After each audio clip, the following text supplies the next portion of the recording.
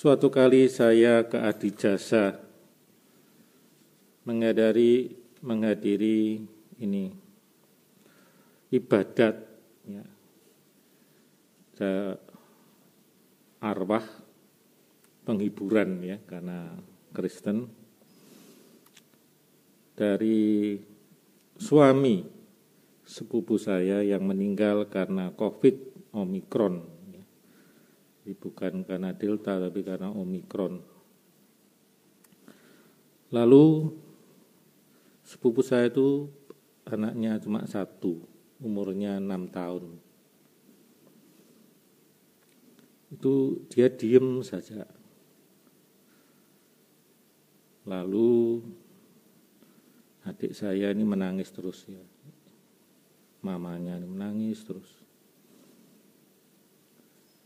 Terus anaknya ini bilang ya, keponakan,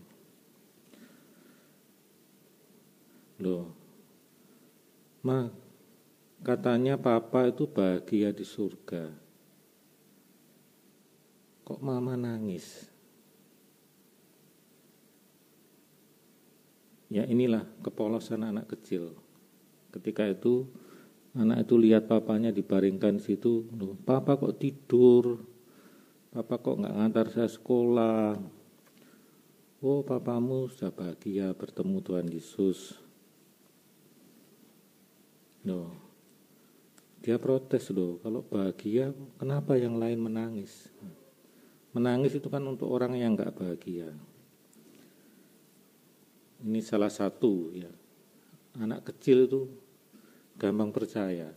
Diberitahu papanya bahagia, percaya dia. Tetapi juga sekaligus tulus, polos. Ya. Kalau memberitahu bahagia kok menangis. Ya. Nah, berapa waktu yang lalu, ya, hari Minggu saya misa di Don Bosco. Habis misa, anak-anak panti asuhan itu yang kecil-kecil itu pegangi perut saya. Romo kok gendut ya, perutnya kok buncit. Dan saya hanya tersenyum, memang ini Romo perlu olahraga, perlu mengurangi makan. Coba ibu-ibu kalau ada agak gemuk sedikit, ada orang bilang, ibu kok gendut, sakit hati, gak disopo wis. Perempuan itu kalau dikatakan gendut kan, meskipun dia gendut dia kan gak mau kan, marah-marah, tersinggung. Tapi senang gitu kalau gendut, kalau dikatakan, waduh kok langsing ya, ini pakai yoga apa pakai diet? Saya juga begitu, meskipun gendut nek dikatakan, waduh Romo sekarang kok langsing ya, tegap badannya, basa-basi. Tapi ya saya senang. Tapi saya sama anak kecil kalau ngomong terus terang juga nggak marah, karena mereka tidak ada pretensi untuk menghina. Mereka hanya ngomong apa adanya. Kenyataannya gendut ya ngomong gendut, kenyataannya kurus ngomong kurus. Tapi kalau kita berhadapan dengan orang dewasa, kadang-kadang gak terima. Dikatakan keadaan sesungguhnya gak terima. Dikatakan yang sebaliknya nyindir. Ya, misalnya saya gemuk ini terus lalu orang bilang, wah, Romo kok langsing sekali, wah nyindir ini. Jadi dalam kehidupan sehari-hari itulah yang terjadi. Kalau orang sudah dewasa, kita tidak pernah tahu hatinya itu. Kadang-kadang menebak-nebak ini tulus atau enggak ini. Atau kalau dia ngomongnya apa adanya, wah ini orang ini kok enggak tahu etika ya. Ya ngunu ya ngunu lah, kalau tahu saya gini ya jangan bilang. Kita yang menjadi tersinggung. Tapi kalau dia ngomong yang baik-baik, wah ini paling di belakang ngomongnya jelek-jelek, serba repot. Ya. Itu sama anak kecil enggak? Nah, saudara-saudari yang terkasih, siapa yang terbesar dalam kerajaan surga? Ya. Kita diminta oleh Yesus menjadi seperti anak kecil, bukan menjadi anak kecil. Bukan menjadi kekanak-kanakan, manja, tetapi seperti anak kecil dalam hal-hal tertentu. Dalam hal kepolosan, dalam hal ketergantungan, mudah untuk percaya. Orang kalau sudah besar, ya, misalnya anak-anak TK itu akan berbeda nanti dengan anak-anak SD, SMP. Ya.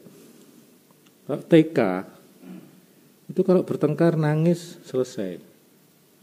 Tapi kalau sudah semakin berumur, sudah mulai dendam, sudah mulai grup-grupan, ya, sudah mulai ya punya geng sendiri. Semakin dewasa, semakin sulit. Nah, kita diminta menjadi seperti anak kecil dalam hal bahwa ya mudah. Anak kecil itu kan gampang sekali ya, gembira,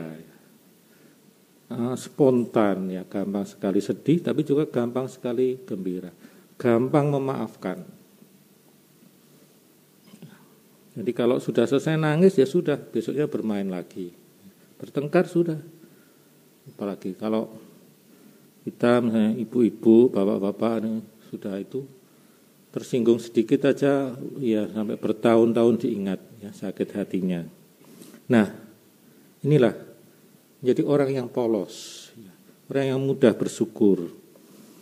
Dan orang dewasa itu karena bisa melakukan hal apa-apa, apapun ya, bisa melakukan sendiri, maka menjadi sulit untuk bergantung sama Tuhan. Wis gak usah doa lah. Yang penting kerja. Ya. Kowe kerja, kowe doa saja enggak kerja ya enggak dapat uang. Jadi lalu yang dipentingkan itu dirinya sendiri. Ya tergantung kamu mau sukses dan enggak itu gantung kamu, bukan tergantung Tuhan. Nah, kalau anak kecil hidupnya kan bergantung sama orang tuanya, sama orang lain, dia belum bisa sendiri. Nah, sifat ketergantungan ini membuat orang menjadi rendah hati. Oh, aku membutuhkan orang lain, aku membutuhkan Tuhan. Kalau orang itu terlalu independen, maka tidak perlu orang lain. Jadinya apa? Sombong. Ya. Jadinya sombong. Dan orang sombong ini yang paling sulit untuk berubah. Karena dia merasa lebih baik dari yang lain dan merasa bisa semuanya. Sementara syarat untuk pertobatan adalah kerendahan hati. Barang siapa merendahkan diri seperti anak kecil ini, dia akan menjadi yang terbesar dalam kerajaan surga. Kenapa? Karena anak kecil itu rendah hati. Oh, enggak bisa disuruh gini. Oh, enggak sanggup, ya, ngomong apa adanya. Ya.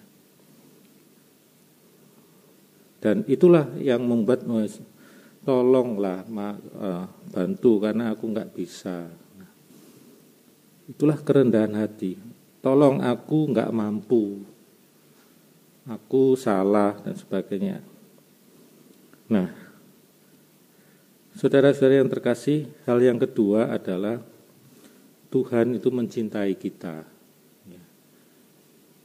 Jadi seperti digambarkan dalam tadi perumpamaan 100 ekor domba, hilang satu dicari. Tetapi satu ini pun yang hilang, ini membutuhkan kerendahan hati. Kalau orang hilang dan tidak mau dicari ya yang mencari ya tetap kesulitan. Jadi meskipun Tuhan itu punya inisiatif cari orang yang tersesat, tapi yang tersesat ini tidak mau kembali ya nggak bisa. Tuhan membutuhkan kerjasama dari kita. Dan inilah membutuhkan kerendahan hati. Jadi kembali seperti tadi sabda yang pertama. Barang siapa punya kerendahan hati seperti anak kecil, ya dia akan bisa selamat hidupnya. Karena dia bisa mengakui, oh aku ini salah, aku ini kurang, dan aku tetap dicintai oleh Tuhan. Maka kembali kepada Tuhan. Tuhan mencari, kita mau dicari, mau diselamatkan. Semoga dengan bacaan hari ini kita memiliki kerendahan hati sehingga kita bisa bertobat. Bertobat itu kan berarti mengakui bahwa di sana sini saya ini ada kekurangan dan mau mengubahnya. Kalau kita tidak rendah hati, kita tidak pernah mengakui saya ini, kurang itu. Yang saya lihat kekurangan orang lain, tetapi bukan kekurangan saya sendiri. Maka kita mohon kerendahan hati supaya kita bertobat, selalu memperbarui diri, dan kita semua layak menerima keselamatan, baik sekarang maupun kelak. Amin.